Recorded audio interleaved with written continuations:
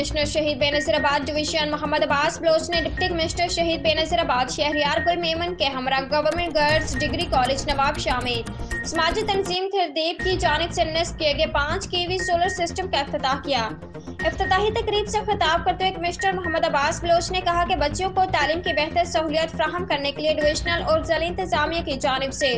College इंतजामिया से हर मुमकिन ताउन किया जाएगा। उन्होंने मजीद कहा कि थिरदेब रूरल डेवलपमेंट प्रोग्राम की जानिब से जिला के तालीमी अदारों और सेहत मराकज में सोलर सिस्टम की तनसीब एक बेहतर इक़दाम है,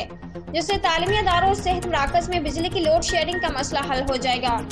कमिश्नर मोहम्मद अब्बास बलोच ने कॉलेज के तलबा मुनज़्ज़ा की जानिब से सिंध कॉलेज टैलेंट हंट के दौरान सूबाई सतह के मुकाबलों में पहली पोजीशन हासिल करने पर उन्हें 25,000 रुपये इनाम देने का ऐलान किया और कहा कि कैलीग्राफी और पेंटिंग में दिलचस्पी रखने वाली तालिबात के लिए पेंटिंग की नुमाइश के लिए इक़दाम किए जाएंगे।